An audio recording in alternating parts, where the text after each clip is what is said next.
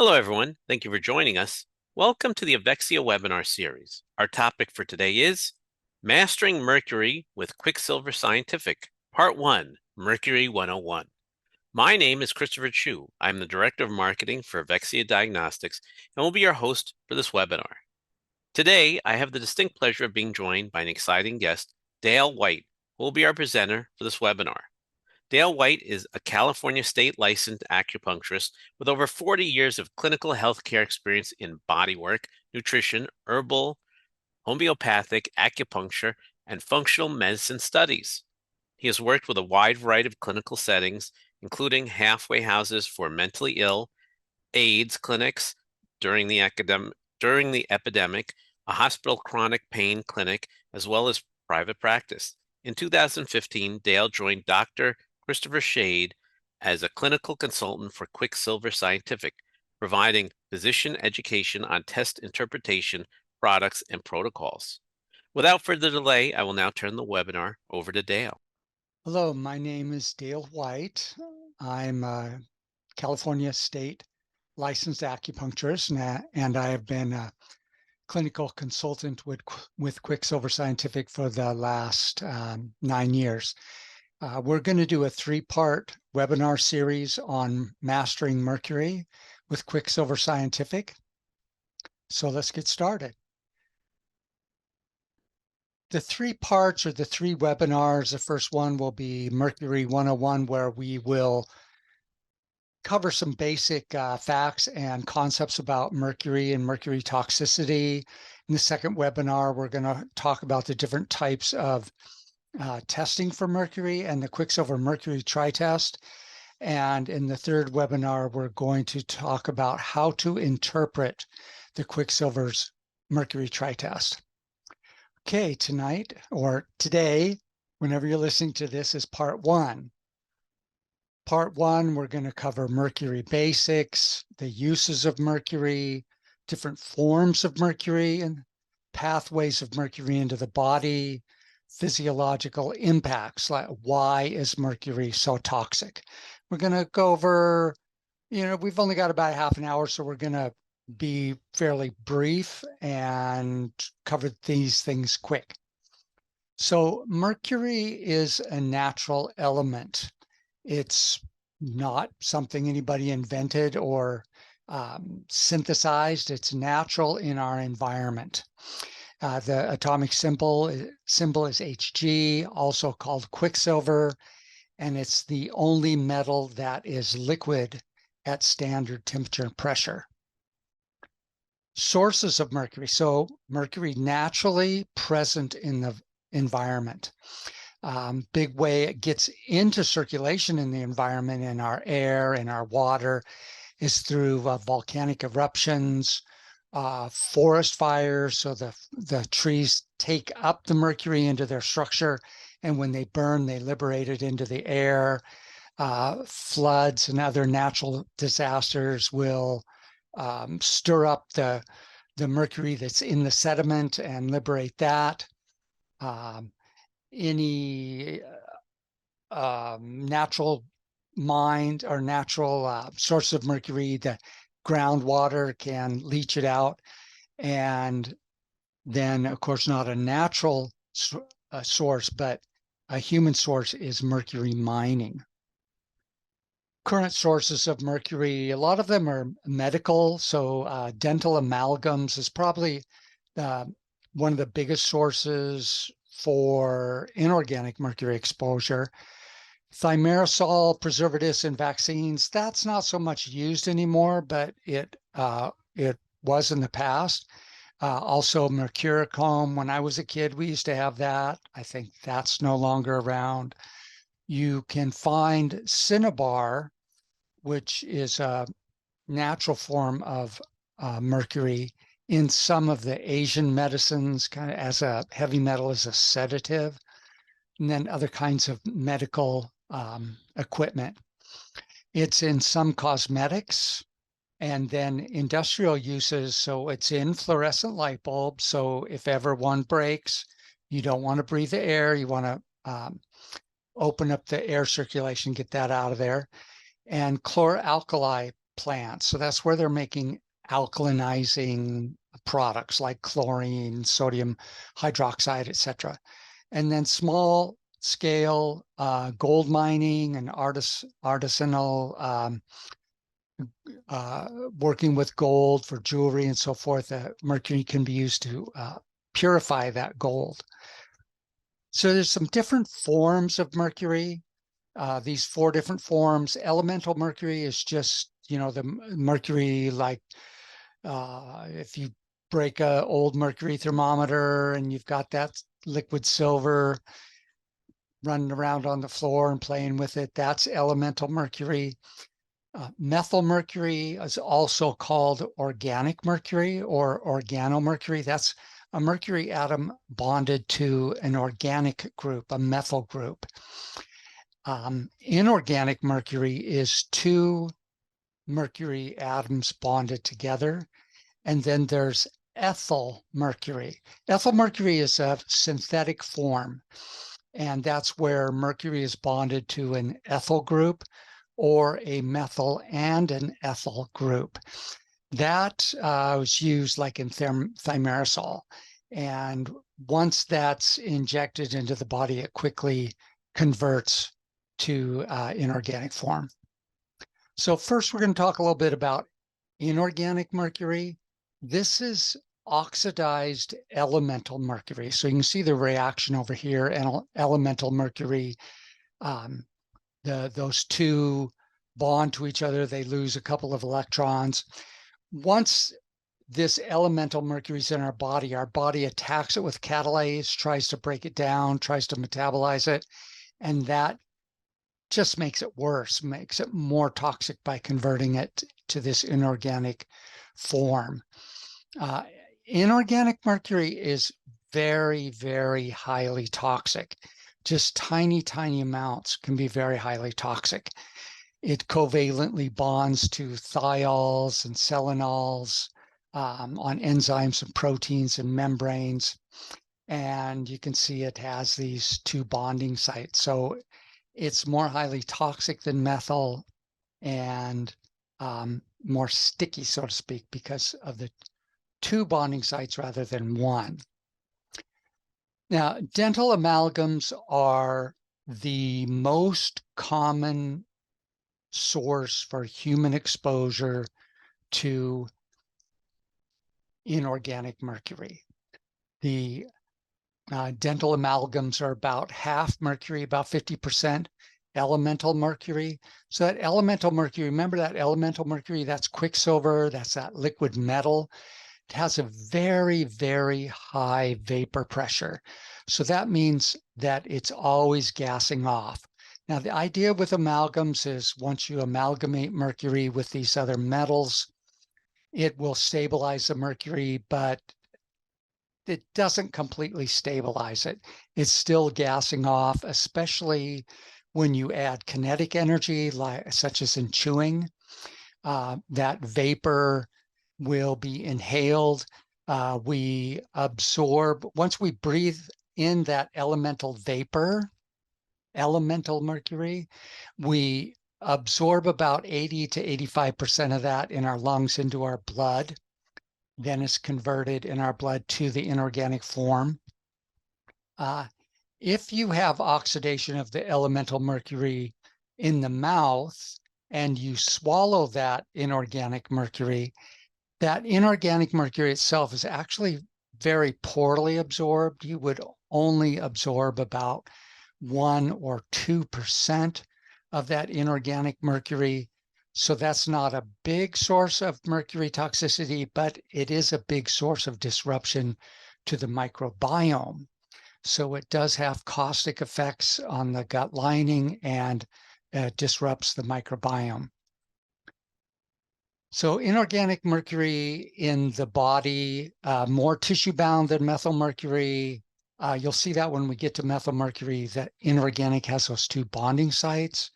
That makes it more sticky, more bound to the tissue, less mobile. It won't move around so much because it tends to stick to the tissues. It tends to impact the liver, kidneys, and GI.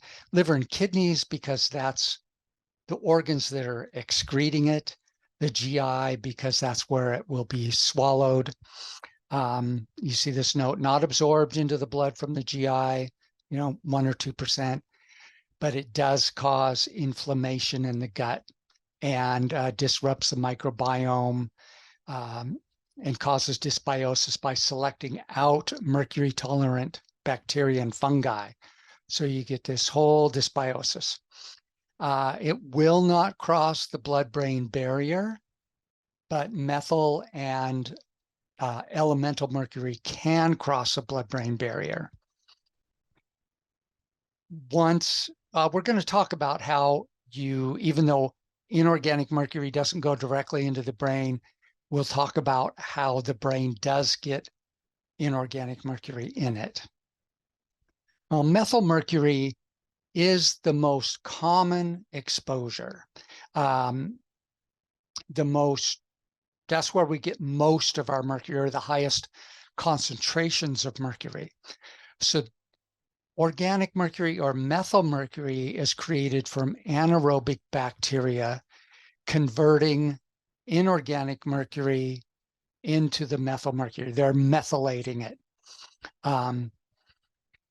And then that methyl mercury will bind to the amino acid cysteine. It'll bind to any free thiol group. When cysteine is bound with methyl mercury, it looks like methionine. It looks like methionine to the body. So when it's in the gut, then the amino acid receptors will take it up. So methyl mercury is incorporated into the protein structure of fish because of the protein. Lots of proteins have cysteine as part of their structure, and that methyl mercury will bind to that thiol on the cysteine. So the fish compound this. They store it in their tissues, and it just compounds as it goes up the food chain. So you see the bigger fish eat the smaller fish, and that mercury, that methyl mercury, is compounded. So when you're eating big fish, you're getting lots of mercury. So methyl mercury is very easy to absorb. It's very mobile. It moves around. It absorbs through membranes really quick because of that methionine mimicry. It circulates in our blood. It crosses our vascular membranes, our organ membranes, our blood-brain barrier, and then it also will get into the tissues, cross the cellular membranes, the organelle membranes, the mitochondrial membranes. It'll stick to those membranes too. Let's see, anything here we didn't talk about. Main areas of impact with regard to methyl mercury are the liver. Liver is the main source of excretion of methyl mercury. The central nervous system, because methyl mercury can cross the blood-brain barrier. Now, another source of inorganic mercury that we didn't talk about is this methyl mercury. When methyl mercury becomes highly concentrated, like after you eat a steak of swordfish or something, then that high concentration of methyl mercury can convert into the inorganic form. So the problem there is methyl mercury can penetrate into the brain and then convert to the inorganic mercury, and then the inorganic form is more difficult to get out of the brain. So why is mercury so toxic? Three main mechanisms. It binds to thiols, it causes oxidative damage, and it causes inflammation. So a thiol is a sulfur and a hydrogen, and that is the group that mercury will bind to. So mercury has an extremely high affinity for thiols. It's 10 to the 15th or 10 to the 20th, some huge astronomically high affinity constant for thiol groups. So if a thiol and mercury structure get near each other, they're going to bond.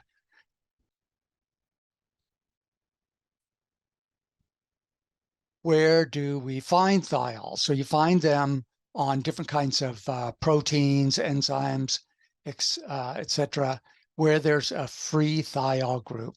And so in our body, you can see this in albumin, hemoglobin, metallothionein, iron sulfur proteins, glutathione, of course. Glutathione, here's the structure of glutathione up here.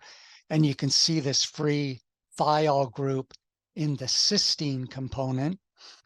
And that's why glutathione is our primary conjugate or detoxification molecule for mercury. And then some of these other enzymes, reductive enzymes, and selenium-dependent enzymes. So mercury causes oxidative damage. So it causes an impairment of our chemoprotective measures, which we also call the anti-inflammatory detoxification protein repair system, lipid peroxidation, and mitochondrial damage and uncoupling. So mercury impairs our chemoprotective systems. This is basically our NRF2 system.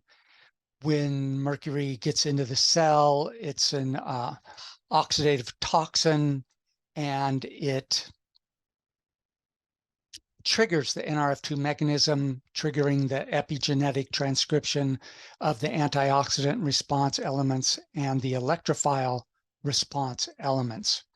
And those cause their enzymes that are antioxidant, they're detoxifying, and they repair proteins.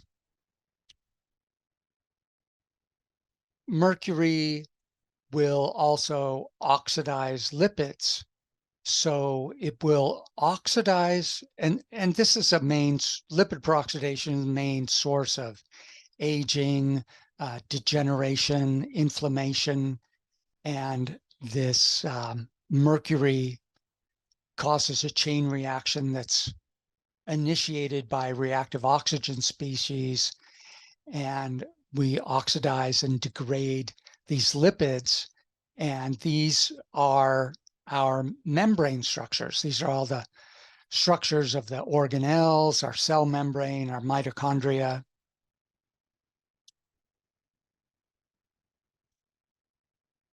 Mercury also causes damage to the mitochondria, also through oxidation, and it causes uncoupling of the electron transport chain. So it's going to, can outright just degrade the mitochondria, or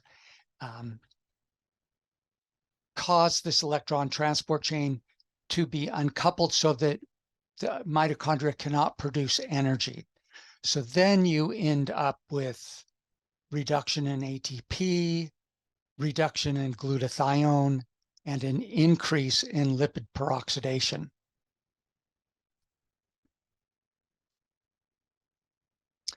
The mitochondria have their own chemoprotective system.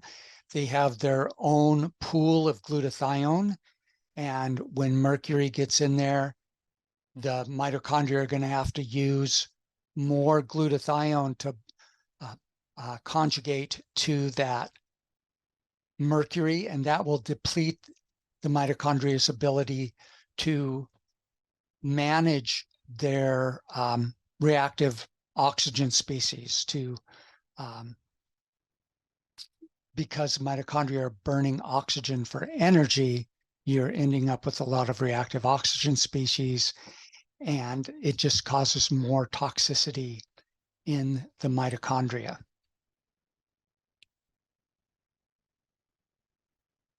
Mercury causes an unopposed inflammatory response, and that has a significant impact on the function of the immune system and the communication within the immune system. So it can cause a dysregulated cytokine response. It can increase pro-inflammatory cytokines, and it can decrease anti-inflammatory cytokines. And that leads to this whole dysregulation in the immune signaling. You see that in almost any chronic disease, there is some kind of dysregulation of immune signaling with a downregulation Th1 response, upper regulation of your Th2 and Th17 response. And that's going to increase a person's vulnerability to infections and increase their risk of autoimmune diseases, their sensitive and their hypersensitivities. So mercury is a neurotoxin. It directly kills neurons, and this can set up this vicious cycle of neuroinflammation, destroying a neuron, which activates the microglial cells, and those can destroy more neurons, and you just get this vicious cycle, and some people call it brain on fire. Mercury can activate glutamate receptors, and that leads to excitotoxicity. That's why a lot of symptoms of mercury toxicity can be central nervous system, with mood disorders, anxiety, depression, changes in cognition, and it can be at least a component of or a contributor to different neurodegenerative diseases. So just to summarize, we have mercury is ubiquitous in our environment. It's everywhere now. We can't escape it, but again, our biggest exposures are going to be from fish and seafood and dental amalgams, unless you work in a chloralkali plant. Everyone has at least trace amounts of mercury in their blood and tissues, and when we test, we expect to find that. We expect to see small, very trace amounts of both forms. Mercury currently has a variety of different medical, industrial, and cosmetic uses.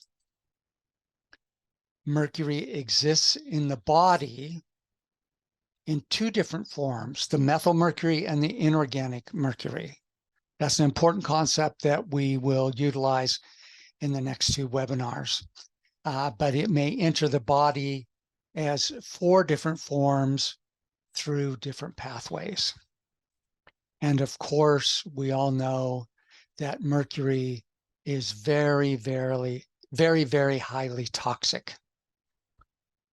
Okay, that's it. And there are some additional slides for reference in this recording if you want to look at those, but it was a little bit too much for this presentation. So we're going to end it there. Thank you for listening. For any questions or issues you may have, please contact Avexia Diagnostics by email or info@avexiadiagnostics.com or by phone 5 days a week at extended hours, 8 a.m. to 8 p.m. Eastern Time at 888-852-2723. Thank you, Dale, for this informative presentation. Thank you all again for joining us for this webinar event. Until next time, from everyone at Avexia Diagnostics and Quicksilver Scientific, stay healthy, stay safe, and we wish you all the best on your pathway to wellness.